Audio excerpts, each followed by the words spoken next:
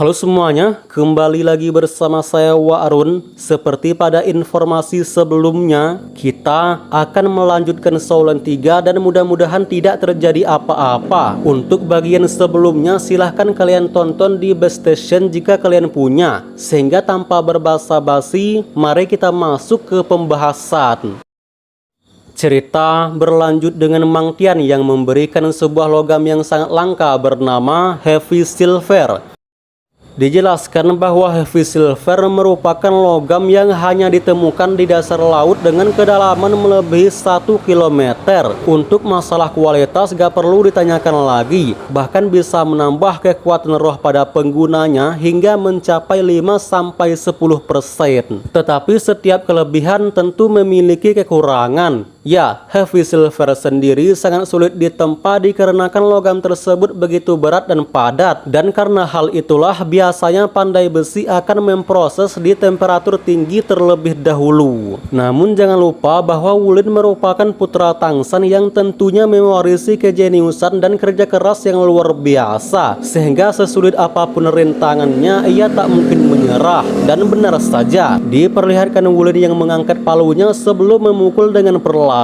Setelah setengah jam memukul, sekarang waktunya untuk memulai penempaan yang sesungguhnya. Diketahui bahwa biasanya pandai besi memang seperti itu jika menempa logam yang berkualitas. Adapun tujuannya demi mencapai suhu yang diinginkan. Kemudian Wulin menggenggam palunya dan memfokuskan pandangannya. Lalu ia pun mengangkat tangannya sebelum mengetuk dengan perlahan. Teknik ini disebut dengan palu uji. Pandai besi biasanya akan melakukan ini untuk menguji ketangguhan logam tempa. Sementara Mang Tian yang melihatnya dari belakang, ia tersenyum sebelum memuji muridnya tersebut bahwa ia sangat fokus. Bahkan ia bisa menemukan triknya sendiri dalam waktu sesingkat ini. Dan itu adalah hal yang wajar mengingat 1000 ayunan merupakan tes yang paling penting bagi masa depan Wulin. Jika Wulin gagal, maka Mang Tian tak mau mengajar lagi. Kembali ke Wulin yang setelah 100 pukulan, ia pun menyadari betapa kuatnya logam yang dihadapannya tersebut. Untungnya, Wulin hanya menggunakan sedikit kekuatan sehingga ia masih memiliki banyak energi untuk mengendalikan palu. Melihat Wulin yang begitu berhati-hati, Mang Tian yang biasanya bersikap serius sepertinya sekarang ia tak bisa menahan kekaguman. Bagaimana tidak, dirinya sama sekali tidak mengajari trik apapun, namun Wulin malah bikin trik sendiri. Pukulannya jelas tidak sederhana. Dia dapat merasakan kalau muridnya tersebut memperlakukan besi itu selayaknya wanita yang ia cintai. Perlahan namun pasti seakan-akan bekerja menggunakan hati. 2 jam kemudian logam tersebut mulai terbentuk bersamaan dengan Wulin yang tampak kelelahan. Meskipun demikian fisiknya masih sangat tangguh. Hingga saat itu juga Heavy Silver mulai menyusut pertanda hampir dimurnikan. Dan seperti biasa, tubuh dan mata Wulin memancarkan cahaya emas yang lebih terang dari sebelumnya. Bersamaan dengan hal itu, logam tersebut nampak semakin menyusut dan menyusut, membuat Mang Tian yang jadi komentator di pinggir, ia pun hanya bisa menunjukkan wajah kehermanan. 4 jam berlalu, Tangziran yang khawatir anaknya yang tak pulang-pulang, ia pun memutuskan mencari Wulin ke toko Mang Tian. Dan alangkah terhermannya sang ayah saat mendapati kalau anaknya tersebut sudah berlumuran dengan keringan. Dijelaskan bahwa ini adalah pertama kalinya sang ayah melihat Wulin menempa. Meski ia bukan pandai besi, setidaknya ia merasakan kalau tempaan Wulin melebihi pandai besi pada umumnya. Ingat, umur Wulin baru mencapai 9 tahun. Meski masih khawatir, namun Tangziran tidak mengganggu dan melihat bersama Mang Tian. Hingga 4,5 jam kemudian, diperlihatkan wajah Wulin yang sepertinya mulai pucat,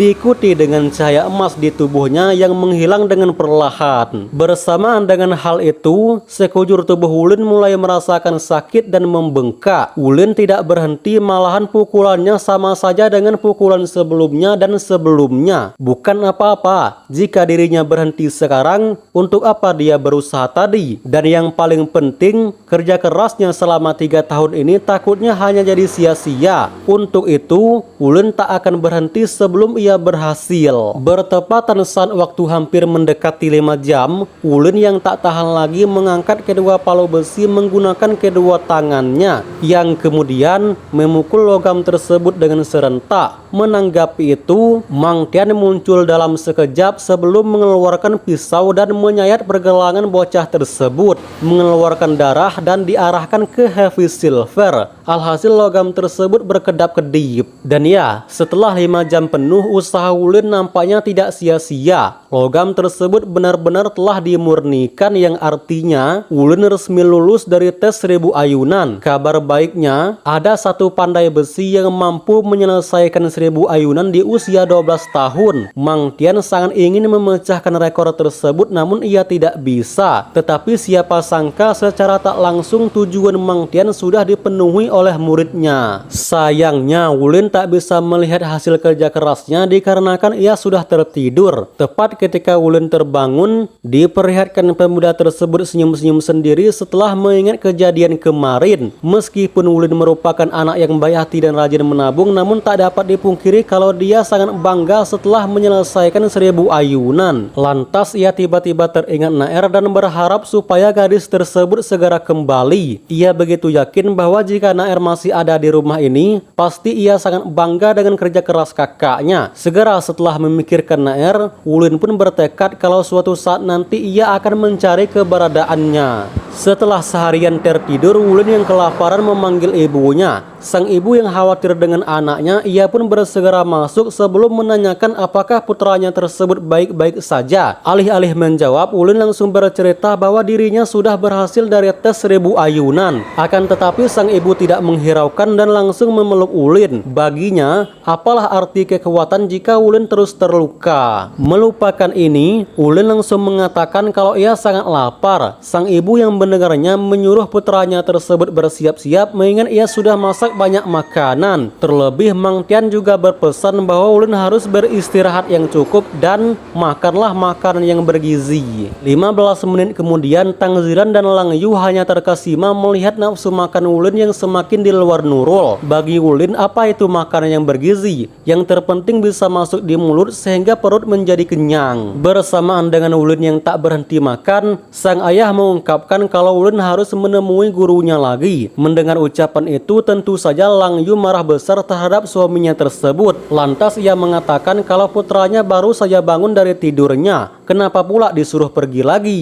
Ziran hanya tersenyum sebelum menjawab bahwa ia hanya menyampaikan pesan dari Mang Tian. Tenang saja, karena sang ayah akan menemani Wulin. Jika sudah demikian, Lang Yu hanya bisa mengiyakan. Namun jika terjadi sesuatu dengan putranya, maka ia akan menyuruh suaminya tersebut untuk tidur di luar. Meskipun agak kesal, tetapi Ziran tetap mengganggu sebelum berkata jangan khawatir, nanti ketika pulang ia akan beli seblak. Lagian Wulin juga putranya. Sesampainya mereka di bengkel Mang Tian, Wulin langsung berteriak menyapa gurunya tersebut. Mang Tian hanya tersenyum lalu mengajak mereka ke ruangan penempa. Yang setibanya mereka di sana, Mang Tian menunjukkan hasil dari kerja Wulin kemarin. Dan ya, Wulin yang melihat logam tersebut tentu saja sangat bergembira. 1000 kali ayunan memang teknik yang luar biasa bagi kalangan pandai besi. Bahkan Wulin sekarang merasakan bahwa seakan-akan tubuhnya bersatu dan dapat berkomunikasi dengan logam itu. Mang Tian mengungkapkan bahwa sejujurnya ia tak menyangka kalau Wulin bisa menyelesaikan 1000 ayunan dalam satu kali percobaan. Dia pun memuji kalau dirinya memang memiliki murid yang berbakat. Adapun alasan ia menggoreskan tangan Wulin kemarin ialah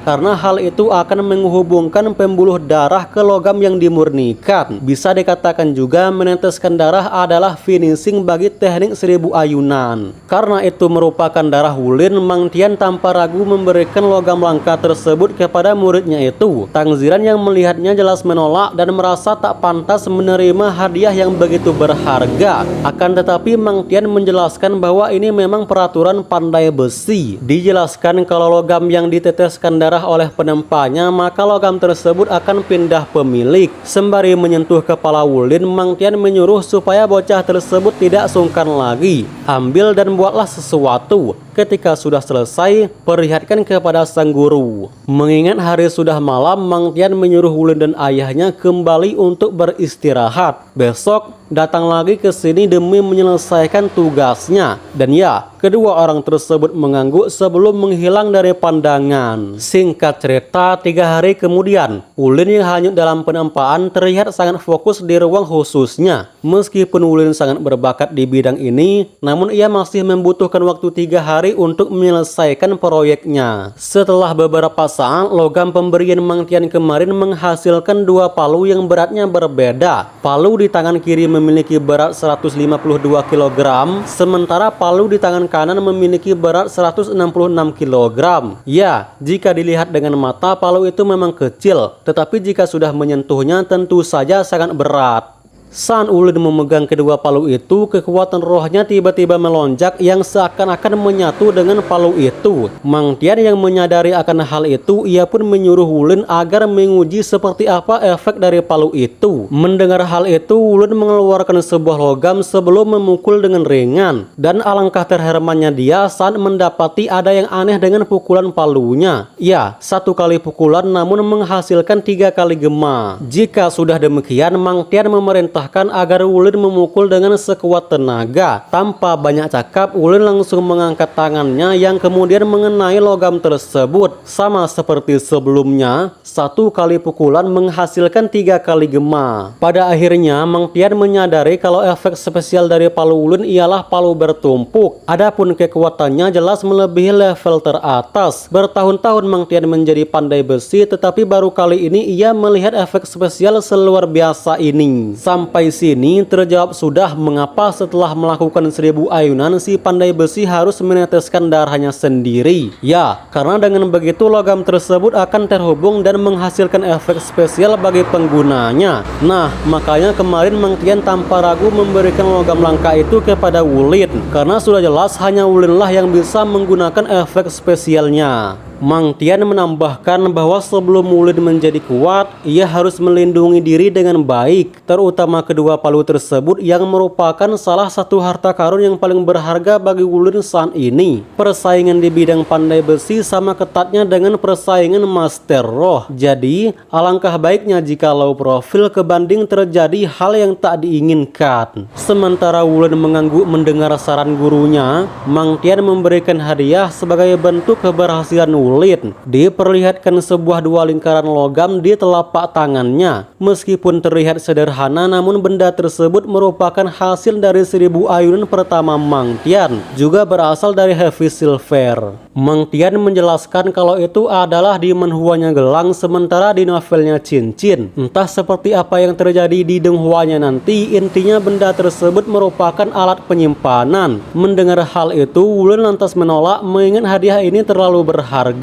Namun Mang Tian tetap memaksa sebelum menyampaikan kalau benda tersebut bukanlah barang berharga, melainkan alat jiwa dengan level paling rendah, yang saking rendahnya bahkan alat jiwa tersebut tidak memiliki baterai kekuatan roh. Jadi hanya Master Roh lah yang bisa menggunakannya. Dengan mengeluarkan sedikit kekuatan rohnya, maka cincin itu akan berfungsi. Karena sudah demikian, Wulin tak punya pilihan lain kecuali mengucapkan terima kasih. Sesaat kemudian Mang Tian menyuruh muridnya tersebut agar segera pulang. Ingat, jangan lupakan beberapa perkataannya tadi. Dan sebelum pergi ke kota Laut Timur, disarankan mengunjungi sang guru terlebih dahulu. Sementara di rumah Wulin, diperlihatkan Lang Yu yang menanyakan apakah Tang Ziran benar-benar membulatkan pikirannya perihal kepergian Wulin. Ziran menghela nafas panjang sebelum menyampaikan bahwa sebagai ayah tentunya ia sangat khawatir. Tetapi ia lebih khawatir jika suatu saat putranya gagal mencapai apa yang ia inginkan. Namun bukannya tak mau melihat kesuksesan anaknya, sang ibu jelas khawatir bagaimana keadaan Wulin di sana. Siapa yang akan melindunginya? Dengan tenang Ziran menjawab bahwa jikalau Wulin adalah anak yang biasa, alangkah baiknya ia berada di rumah saja. Sayangnya Wulin merupakan anak yang luar biasa yang terlahir dengan penuh bakat. Singkat cerita, hari yang ditunggu-tunggu pun tiba. Di tempat lain atau lebih tepatnya kota Laut Timur, dijelaskan kalau kota Laut Timur merupakan kota terbesar nomor 2 di Federasi Matahari dan Bulan. Cukup panjang jika diceritakan sehingga pada intinya, sebuah kereta api berhenti di stasiun. Sesaat kemudian, beberapa orang perlahan keluar hingga tibalah Wulin sembari membawa ransel. Ya, Wulin hanya sendirian datang ke sini demi masuk ke akademi kelas menengah. Sebenarnya pemuda tersebut berharap kalau salah satu dari orang tuanya mengantarkan kepergiannya. Namun sang ayah berpesan bahwa Wulin sudah besar sehingga harus mandiri. Meski agak galau, namun Wulin tetap menguatkan diri kalau dirinya pasti bisa melewati berbagai rintangan. Sembari memandang lautan itulah Wulin berteriak, "Kota Laut Timur, Wulaile!"